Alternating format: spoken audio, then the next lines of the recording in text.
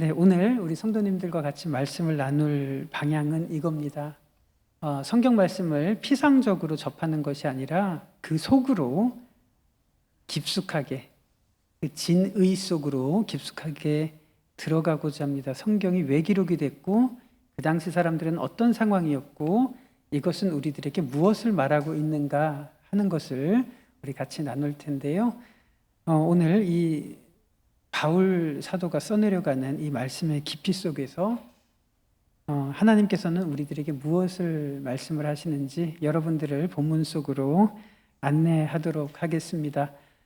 저희들이 어린 시절에 참 자주 불렀던 찬양 중에 하나가 낮엔 해처럼 밤엔 달처럼 그렇게 살 수는 없을까. 저는 참 좋아하는 찬양이었습니다. 그런데 요즘 젊은이들 앞에서 이 찬양은 못 부르겠더라고요. 마치 너 연식이 어떻게 되니? 라고 그렇게 보는 것 같아서 그렇지만 저는 참 이 찬양을 좋아했고요. 오늘 말씀을 묵상하면서 2절의 가사가 떠올랐습니다. 예수님처럼 바울처럼 그렇게 살 수는 없을까? 그 찬양 가사가 떠오릅니다.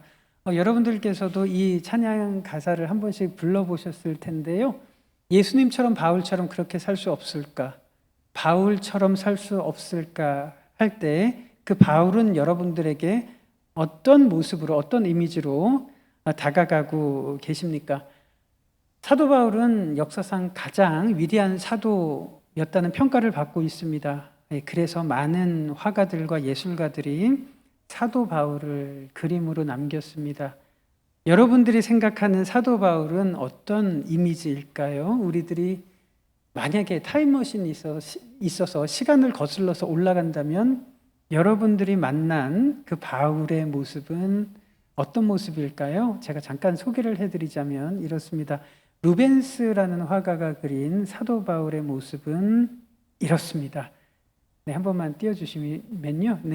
플란다스의 개와 그 소년 네로가 그토록 보고 싶어하던 그림의 화가 루벤스죠. 그 루벤스라는 화가가 그린 바울의 모습은 지금 어떻게 보이십니까? 굉장히 근엄하고 엄숙해 보이고 무게가 있어 보입니다. 사도 바울은 누구보다도 뛰어난 혈통을 가졌던 그런 사람이었기 때문에 그렇습니다. 마르틴 루터가 종교개혁을 일으켰을 때 그 종교개혁의 가르침을 그림으로 담아냈던 독일의 화가 알브레이트 듀러라고 하는 화가는 사도 바울을 뉘른베르크 시청사에서 이렇게 그림을 그려서 공개를 했습니다. 듀러가 그린 사도 바울의 모습은 이렇습니다. 눈빛을 보시면 날카로운 학자답지요. 스토아 철학자, 에피쿠루스 철학자들과도 논쟁해도 밀리지 않을 만큼 탁월한 철학자였고 누구보다도 깊은 학문을 가졌던 저 눈빛을 보시면 얼마나 날카로운지 정말 학자의 면모를 그대로 보는 것 같습니다. 오늘 여러분들과 같이 읽은 본문은 빌립보서입니다. 그러면 빌립보서를 기록하고 있는 이 순간에 사도 바울의 모습은 과연 루벤스가 그린 그림 혹은 알브레이트 듀러가 그린 저 날카로운 모습의 모습이었을까 한번 생각을 해보게 되었습니다. 그러면서 저에게 참 가슴 깊게 인상에 남았던 그림이 바로 렘브란트가 그린 감옥 속의 바울이라고 하는 그림인데요. 이렇습니다. 바울의 모습이 어떻게 보이십니까? 이마는 어떻게 보이십니까? 발은 어떻게 보이십니까? 장엄하고 근엄한 모습이 보이십니까? 학자 같은 날카로운 눈빛의 모습 전혀 보이지 않습니다. 감옥에 있는 남루한 늙은 한 인간의 모습이 고스란히 보입니다. 얼마나 추웠는지 이렇게 손을 후 불어가면서 지금 글자를 적어가고 있고요.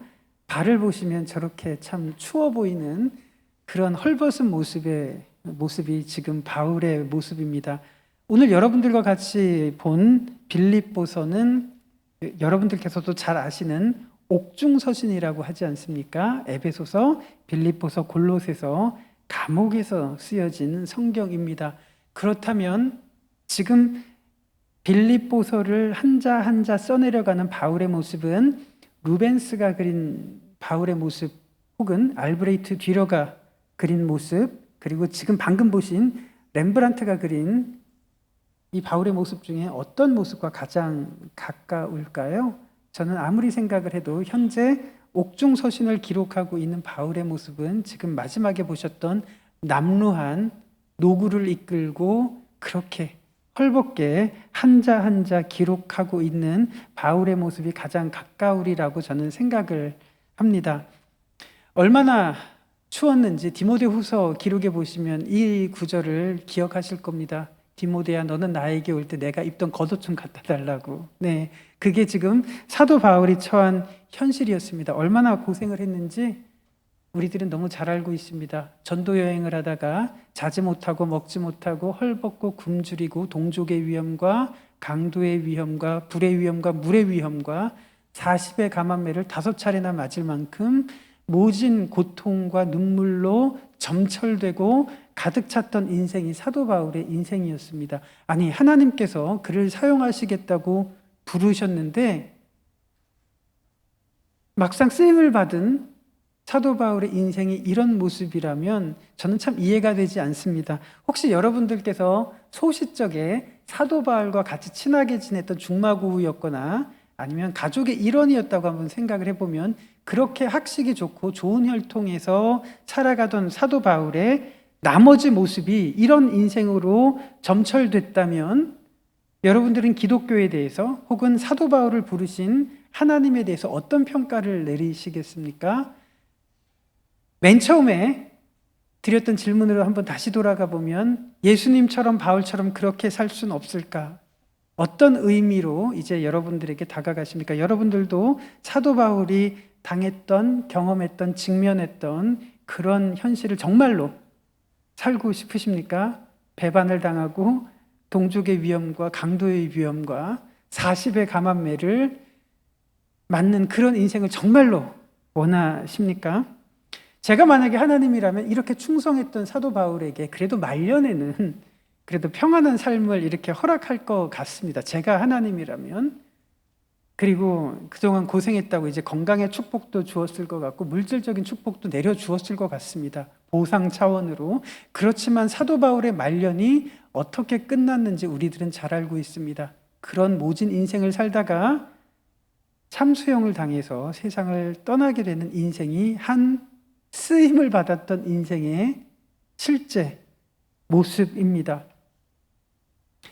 이것이 정말 하나님께서 그를 부르신 목적이라면 우리들은 어떻게 대답을 할 수 있을까요? 그러면 정말로 사도 바울은 불행한 인생이었을까요? 사도 바울은 비참하다고 자신의 인생을 회고했을까요? 하는 그 부분입니다. 여러분들이라면 사도 바울 자신의 인생을 어떻게 평가를 하시겠습니까? 이 부분에 대해서 에베소서 3장 1절의 기록이 이렇습니다.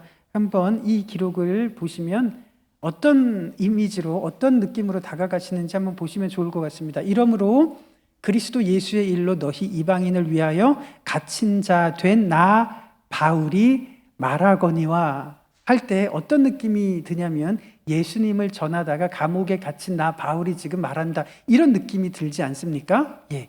그런데 실제로 바울이 지금 써내려가고 있는 뉘앙스에는 한글 성경이 담아내지 못하는 조금 다른 뉘앙스가 있습니다. 그래서 제가 영어 성경을 한번 언급을 해봤는데요. 영어 성경에는 이렇게 기록이 됐습니다. 자, 한글 성경에서는 이러므로 그리스도 예수의 일로 너희 이방인을 위하여 갇힌 자 된 나 바울이 말하거니와, 머릿속에 어떤 이미지가 그려지시죠? 그렇지만 영어 성경은 이렇게 표현하고 있습니다. A prisoner of Jesus Christ. 뭐라고 이야기를 합니까? 나는 지금 예수님에게 갇혀 있다. 예수님의 포로가 된 나 바울이 말한다. 이렇게 표현을 하고 있는 거예요. 원어에서는. 그러면 뉘앙스가 굉장히 달라지지 않습니까? 어떤 의미일까요? 내가 지금 갇힌 공간, 그것의 실체는 물리적으로 나를 가두는 감옥이 아니라 나는 지금 예수님에게 갇혀 있다라고 그렇게 표현을 하고 있는 겁니다. 놀랍지 않습니까? 그러면 어떤 의미까지 나아갈 수 있을까요? 너희들이 아무리 벽돌로 나를 감금시킨다고 할지라도 진짜 나를 붙들고 있고 나를 구속하시고 계시는 실체는 예수 그리스도 안에 있는 것이다. 어떠한 것도 나를 그리스도의 사랑에서 막을 수 없다라는 그 믿음을 이렇게 표현을 하고 있는 것입니다. 놀랍지 않습니까? 네. 이것이 사도 바울이 에베소 교인들에게 이렇게 써내려가는 에베소서 3장의 모습입니다. 여러분들은 이 구절이 어떻게 다가오십니까? 우리들은 누구든지 현실이라는 감옥에 갇혀 있습니다. 이제 예배당을 떠날 때 우리들에게는 어떤 현실이 기다리고 있습니까? 우리들은 때로는 궁핍함이 있고요. 가난이 우리들을 덮칠 때가 있습니다. 불편함이 있고 깨어진 인간관계가 있고 깨어진 가족관계가 있습니다. 상처가 있고 고통이 있고 눈물이 있는 것이 우리의 인생의 본질일 겁니다. 그래서 우리의 인생을 이런 고통의 감옥이라고 표현하는지도 모르겠습니다. 이런 순간 속에서 우리들은 어떤 시선을 가지고 있습니까? 우리들은 무엇을 바라보고 있을까요? 그래서 우리를 둘러싼 감옥 같은 현실만 보일 때 우리들은 원망하기가 쉽습니다. 아니, 예수님은 어디에 계신 거지? 하나님은 과연 나를 보고 계시는 건가? 나의 기도를 듣고 계시는 건가 하는 그런 절박한 마음, 그런 막막한 마음이 우리들을 휩쓸고 있을 때가 참 많이 있습니다. 그렇지만 사도 바울이 에베소서에서 고백하는 것은 이것입니다. 내가 지금 그리스도 안에 갇혀 있기 때문에 현실의 감옥이 아무리 나를 둘러싼다고 할지라도 그것이 내 인생을 막을 수가 없고 나의 믿음을 빼앗을 수 없다는 그 확고한 고백, 그리고 그 확고한 확신을 우리들에게 표현하고 있는 것입니다. 네, 그렇습니다. 위대한 백성이 누구일까요? 위대한 일을 감당한 사람들이 아니라 바로 위대한 하나님을 바라보는 그 사람들이 바로 위대한 백성이라고 믿습니다. 왜 바울이 위대할까요? 위대한 일을 했기보다 그 이전에 지금 바울은 위대하신 하나님을 바라보고 있었기 때문에 그는 위대한 일을 감당할 수가 있었던 것 아니겠습니까? 그렇습니다. 세상 사람들이 바라보는 시선은 어디일까요? 세상 사람들은 무엇을 바라보고 있을까요? 눈에 보이는 현실이라는 감옥만 바라보고 있습니다. 우리들은 어떤 시선을 바라보고 있어야 될까요? 지금 예수님께서 함께 하시기 때문에 우리를 둘러싼 그 어떤 현실도 우리들을 가둘 수 없고 막을 수 없고 우리들을 주저앉게 만들 수 없다는 사도 바울의 권면이, 사도 바울의 그 고백이 우리의 고백이 되기를 진심으로 축복합니다. 이 마음으로 사도 바울은 빌립보 교인들에게 옥중서신을 써내려가고 있습니다. 제가 헬레니즘을 전공을 했기 때문에 로마 속주, 로마 정치사 이 부분을 공부를 하면서 굉장히 깜짝 놀랐던 적이 있습니다. 로마라고 하는 제국은 속주, 이 도시들을 그 지역의 특징에 따라서 차등으로 이렇게 분류를 했습니다. 그래서 유서 깊은 지역, 아테네, 스파르타, 에베소 같은 지역은 아주 좋은 지역으로 이렇게 분류를 해서 시민권을 발부를 합니다. 그러나 그럴 만한 가치가 없다고 생각되는 지역들은 제국 변방으로 이렇게 밀어내서 시민권조차도 주지 않습니다. 그렇게 변방에 밀려났던 지역들이 빌립보, 데살로니가 같은 이런 지역이었습니다. 반면에 시민권을 지급하고 좋은 지역으로 분류한, 좋은 폴리스, 도시국가로 분류한 곳이 에베소, 고린도, 아테네, 스파르타 같은 그런 곳들입니다. 그러면 사도 바울이 지금 빌립보서를 써내려가고 있는 이 서신을 받았던 사람들, 이 빌립보 교인들은 이해가 되시죠? 제국 변방에 밀려나 있었던 사람들이고 가난한 사람들이었습니다. 자랑할 만한, 내세울 만한 것이 아무것도 없던 사람들이었습니다. 그들의 꿈이 무엇일까요? 어떻게 해서든지 평생 돈을 모은다면 시민권을 사고 싶은 것이 이 빌립보 시민들의 꿈이었습니다. 그렇게 해서 어떻게 해서든지 시민권을 사서 나도 인생 좀 바꿔보자 라는 그런 꿈을 가졌던 사람들이 빌립보 사람들이었습니다. 그렇지만 바울이 빌립보 사람들, 특히 그 속에서 세워진 교회, 빌립보 교인들에게 써내려가는 빌립보서의 내용 여러분들이 아시지 않습니까? 어떤 내용들이 있습니까? 가장 많이 나오는 메시지가 무엇입니까? 기뻐하라. 항상 기뻐하라라는 말씀들을 많이 하고 있지 않습니까? 또 그들의 마음을 알기라도 한 듯이 빌립보서 3장에는 뭐라고 이야기를 합니까? 너희의 시민권은 하늘에 있다라고 이야기를 하는 겁니다. 아무것도 염려하지 말고 오직 모든 일에 기도와 간구로 너희 구할 것을 감사함으로 아뢰라. 이렇게 써내려가고 있는 편지가 빌립보서라는 편지입니다. 왜 그럴까요? 사람들의 눈에는 그들을 둘러싼 절망적인 환경, 그들을 둘러싼 감옥 같은 환경을 바라볼 뿐이지만 사도 바울이 권면하는 것은 무엇입니까? 정말 그들을 둘러싸고 있는 그리스도의 환경을 바라본다면 기뻐할 수밖에 없고 염려할 필요가 없고 우리의 시민권은 하늘에 있다는 소망을 가지고 살아갈 수 있기 때문에 사도 바울은 그런 표현을 하고 있는 것입니다.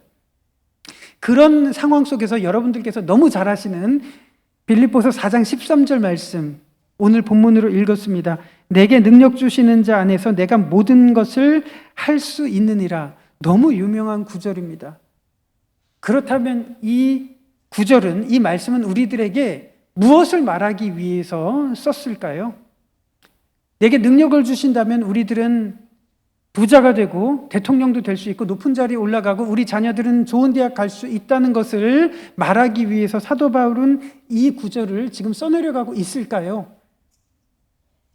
한번 그 깊숙이 본문 속으로 조금만 더 들어가 봤으면 좋겠습니다. 사도 바울은 내게 능력 주시는 자 안에서 내가 모든 것을 할 수 있느니라, 이 구절 앞에 우리들은 빌립보서 4장 11절 12절을 읽었습니다. 내가 궁핍함으로 말하는 것이 아니니라. 지금 감옥에 있었기 때문에 그렇죠. 궁핍한 환경이 실제로 있었습니다. 그러나 사도 바울은 이렇게 이야기를 합니다. 내가 궁핍함으로 말하는 것이 아니니라. 어떠한 형편에든지 나는 자족하기를 배웠노니 나는 비천에 처할 줄도 알고 풍부에 처할 줄도 알아. 모든 일 곧 배부름과 배고픔과 풍부와 궁핍에도 처할 줄 아는 일체의 비결을 배웠노라 라고 지금 앞에 기록을 하고 있죠. 그리고 내게 능력 주시는 자 안에서 내가 모든 것을 할 수 있느니라 라고 한다면 이 내게 능력 주시는 자 안에서 모든 것을 할 수 있다는 그 진정한 의미, 진짜 말하고 싶은 것은 무엇일까요? 내가 궁핍한 이런 환경에 있다고 하더라도, 내가 배고픈 환경에 있다고 하더라도 하나님께서 내게 능력을 주신다면 내가 어떠한 환경에서든지 능히 감당할 수 있다는 그 말을 하고 싶었던 겁니다. 사도 바울은 누구보다도 혈통이 좋았습니다. 히브리인이었고 바리새인이었습니다. 율법에 열심히 있었고 누구보다도 탁월한 학문적인 성과를 가졌던 사람이었습니다. 그래서 배부른 환경에도 있었고 풍족한 환경에도 있었습니다. 그럼에도 불구하고 하나님께서 능력을 주셨을 때 하나님을 모른다고 하지 않았고 교만하지 않았습니다. 이것이 바울이 하고 싶었던 이야기였습니다. 정말 하고 싶은 것이 무엇입니까? 우리들은 지금 어떠한 환경에 있을까요? 지금 배고픈 환경이 있습니까? 궁핍한 환경이 있습니까? 비천한 환경이 있습니까? 그 환경이 중요한 것이 아니라 하나님께서 내게 그 환경을 감당할 수 있는 능력을 주시는가 주시지 않는가가 훨씬 더 중요한 문제 아니겠습니까? 아마 이런 경험들 하신 분들 참 많을 겁니다. 우리들이 하나님께서 주시는 능력을 붙잡고 있을 때, 그것을 너무 확실하게 붙잡고 있을 때 어떠한 환경에서든지 견딜 수 있었던 간증들을 누구든지 하실 겁니다. 그런데 이 능력이라는 것이 우리 손에서 빠져나가 버릴 때 정말 아무것도 아닌 유혹과 정말 아무것도 아닌 고난 앞에서도 굴복하고 좌절하는 우리들의 모습을 보게 될 겁니다. 정말 중요한 것이 무엇일까요?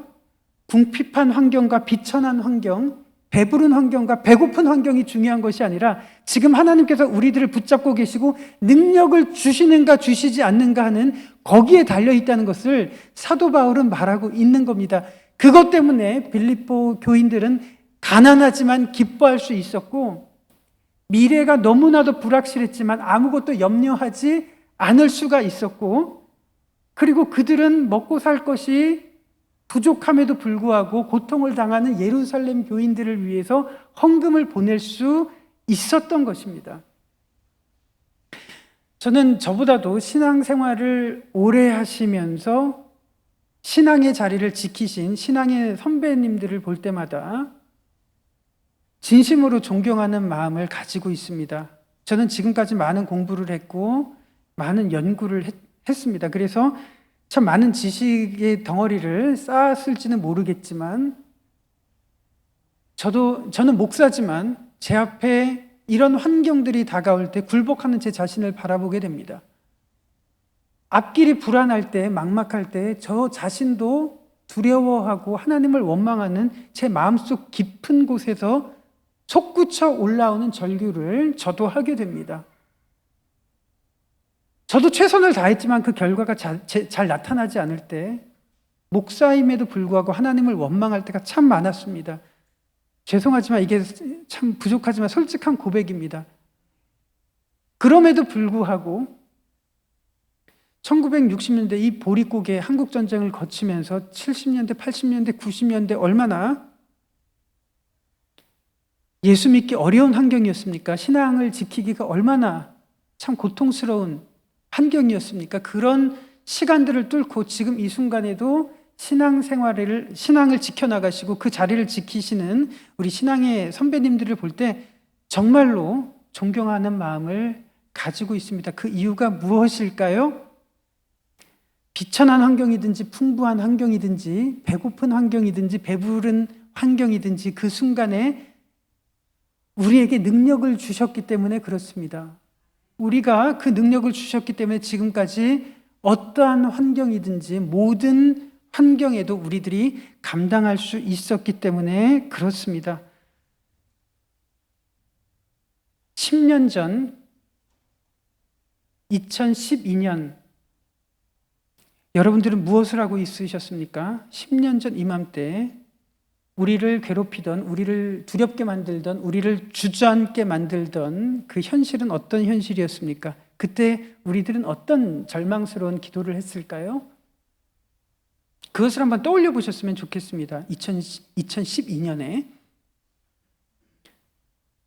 그때 우리의 힘으로 할 수 있는 것은 아마 아무것도 없었을 겁니다. 우리의 힘으로 미래를 바꿀 수도 없었고 우리의 힘으로 무엇 하나 바꿀 수 있을 만한 것이 아무것도 없었을 바로 그때. 이러다가 길바닥에 나앉는 것은 아닌가? 이러다가 우리 아이들이 그런 길로 가는 것은 아닐까? 우리가 망하는 것은 아닐까? 내가 죽는 것은 아닐까? 라는 두려움이 우리들을 사로잡았던 그래서 뜬 눈으로 밤을 지새면서 눈물로 침상을 적셨던 수많은 순간들이 아마 떠오르셨을 겁니다. 저도 신앙생활을 저보다 오래 하신 우리 부모님들을 떠올리면 참 여러 가지 상황들이 스쳐 지나갑니다. 청약을 해서 어렵게 당첨됐던 아파트가 있었는데 가세가 기울어서 그 아파트를 한 달 후면 이제 빼야 됐던 상황입니다. 저희 어머님께서 하셨던 일이 지금도 생생하게 그림처럼 남아 있습니다. 아침에 눈을 뜨면 베란다 밖을 하루 종일 바라보시는 것이 저희 어머님의 뒷모습이었습니다. 어쩌면 그런 모습들 저희들이 걸어왔던 과거의 모습이었을 겁니다. 우리가 할 수 있는 것은 아무것도 없었으니까요. 2022년이 되었습니다. 그때의 기도 제목 어떻게 됐을까요? 그때의 고민들, 그때의 막막함들 어떻게 됐습니까? 우리들이 망했습니까? 우리들이 죽지 않았습니다. 죽지 않고 지금까지 살아 있었고 길바닥에 나앉지 않았습니다. 그럭저럭 살고 있었습니다. 그 이유가 무엇일까요? 어떠한 형편이든지 자족하는 비결을 배웠던 것처럼 하나님께서 우리들을 붙잡고 계셨고 우리들에게 감당할 수 있는 능력을 주셨기 때문에 그렇습니다. 지금 이 순간에 우리들을 붙잡고 있는 두려움이 무엇입니까? 야, 나 이러다가 내년까지 견딜 수 있을까? 5년 후, 10년 후 버틸 수 있을까? 그렇지만 분명한 것은 우리들이 그리스도 안에 있다면, 우리들이 그리스도 안에 구속되어 있다면 우리를 둘러싼 어떠한 두려움도 어떠한 환경도 우리들을 막을 수 없고 방해할 수 없고 그리스도의 사랑에서 끊을 수 없다는 것을 10년 후에 마찬가지로 깨닫게 될 것입니다. 중요한 것은 무엇일까요? 고통이 크냐 작으냐의 문제가 아니라 우리들에게 능력을 주시는가 하는 거기에 달려 있다는 것입니다. 현실을 넘어선 시선을 우리들이 이 시간에 바라볼 수 있게 되기를 진심으로 바랍니다. 비록 감옥 같은 현실이 우리들을 둘러싸고 있지만 바울이 고백했던 것처럼 진짜 나는 감옥에 둘러싸인 것이 아니라 그리스도에게 포로가 되었다, 그리스도에게 갇혀 있다라는 것이 바울이 바라보던 진짜 시선이었습니다. 그것이 사도 바울이 인식하던 진짜 현실이었다면 이 현실을 바라볼 때 우리들 역시 모든 것을 감당할 수 있으리라고 확신을 합니다.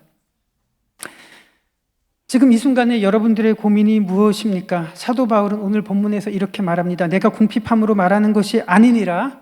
어떠한 형편에든지 나는 자족하기를 배웠노니 나는 비천에 처할 줄도 알고 풍부에 처할 줄도 알아. 모든 일 곧 배부름과 배고픔과 풍부와 궁핍에도 처할 줄 아는 일체의 비결을 배웠노라. 그렇습니다. 그 환경 속에서 하나님께서 능력을 주신다면 우리들은 모든 것을 감당할 수 있을 겁니다. 가난한 환경에서도 하나님께서 붙들어 주신다면 우리들은 그 환경을 능히 감당할 수 있을 겁니다. 배부른 환경에서 하나님께서 우리들을 능력을 주신다면 우리들이 하나님이 누구냐 하며 교만하지 않을 겁니다. 내게 능력 주시는 자 안에서 내가 모든 것을 할 수 있다. 도깨비 방망이처럼 이것만 달랑 붙들고 있다면 우리들은 부자가 되고 백만장자가 되고 건강하고 대통령이 되고 우리 자녀들이 대학 가는 그것이 아니라 어떠한 환경에든지 하나님께서는 능히 견딜 수 있고 감당할 수 있는 능력을 주신다고 약속을 하셨습니다. 어쩌면 우리들이 지금 이 순간에 위대한 백성으로 하나님께서 만드시는 과정이라고 저는 믿습니다. 위대한 백성은 위대한 일을 했기 때문이 아니라 위대하신 하나님에게 우리의 시선을 맡겼기 때문에 위대한 백성이 될 수 있고 위대한 일을 감당할 수 있다고 믿습니다. 말씀을 마무리하고자 합니다. 지금 이 순간에 어떠한 두려움을 가지고 계십니까? 저 예배당 문을 벗어나는 그 순간 또 우리들을 붙들고 있는 고통과 고난의 제목은 무엇입니까? 우리의 힘으로 그것을 하나도 바꿀 수가 없다는 것을 우리들은 잘 알고 있습니다. 아무리 힘내라고 한다는 그 응원조차도 우리들을 바꿀 수 없다는 것을 우리들이 잘 알고 있습니다. 어떻게 믿음은 우리 상황 속에서 역사할까요? 제가 가장 좋아하는 찬송 중에 내 평생에 가는 길이라는 찬송을 저는 너무 좋아합니다. 가사가 이렇습니다. 내 평생에 가는 길 순탄하여 늘 잔잔한 강 같든지 혹은 큰 풍파로 무섭고 어렵든지 나의 영혼은 늘 편하다라는 이 찬송가의 이 가사를 참 좋아합니다. 제가 이 가사를 참 좋아하게 된 배경은 이 찬송가가 어떻게 태어났는지를 알았기 때문입니다. 19세기에 미국에 아주 잘 나가던 스파포드라고 하는 변호사가 있었습니다. 이렇게 생겼습니다. 시카고에서 아주 유능한 장래가 촉망되는 승률이 높은 변호사였습니다. 스파포드 변호사. 그런데 이 변호사가 가지고 있었던 건물과 자산들이 이렇게 화재가 나서 시카고 화재가 나서 소실이 되었습니다. 그래서 보통 사람들 같으면 주저앉고 절망을 했을 텐데 이 스파포드는 가족들을 불러서 이렇게 이야기를 하는 겁니다. 이런 기회에 우리들이 믿음으로 다시 돌아가는 기회로 삼자. 그동안 우리들이 너무 앞만 보고 달려온 것 같아. 그래서 우리 가족들이 다시 한번 하나님께로 돌아가는, 믿음으로 돌아가는 기회를 삼자고 이렇게 가족들하고 이야기를 하고 합의를 보게 된 겁니다. 그때 시카고에서 세계적으로 유명하게 복음을 전했던 D.L. 무디라고 하는 복음 전도자가 영국에서 순회 전도 집회를 하고 있었습니다. 그래서 지금 보시는 이 사진은 이렇습니다. 스파포드의 아내와 4명의 자녀들이 있습니다. 이 아내와 4명의 저 사랑스러운 자녀들을 영국으로 먼저 보내는 겁니다. 그래서 D.L. 무디의 전도 집회에 참석하고 있으면 나도 빨리 이 상황을 정리하고 뒤따라가겠다고 이렇게 약속을 한 겁니다. 그래서 가족들을 먼저 보냈어요. 어떤 일이 생겼냐면 가족들이 타고 가던 배가 지금 보시는 화물선과 대서양 한복판에서 충돌을 해서 그 타고 있던 그 배가 대서양 바닷속으로 침몰을 하게 된 겁니다. 그래서 급하게 구조를 요청을 해서 지나가던 가장 근처에 있던 배가 와서 구조를 했지만 아내만 살아남았습니다. 4명의 아이들이 그 바닷속으로 침몰을 하게 된 거죠. 그래서 아내가 영국 웨일즈로 도착을 해서 급히 시카고로 전보를 보냈습니다. 이렇게 전보를 보냈죠. 지금도 남아 있습니다. 간단한 전보인데요. 맨 위에 제가 줄근 저 부분 이렇습니다. Saved alone, what should I do? 나 혼자 살아남았어요. 무엇을 해야 될지 모르겠다고 이렇게 전보를 친 겁니다. 이 전보를 받고 스파포드 변호사가 정리하던 일을 그냥 내려놓고 배를 타고 이제 영국으로 아내를 만나러 영국으로 이제 승선을 했습니다. 가다가 선장이 이제 스파포드 변호사를 불렀어요. 그러면서 이야기를 하는 겁니다. 바로 지금 우리 배가 지나가고 있는 이 지점이 그 배가 침몰된 지점입니다라고 이야기를 해주는 거예요.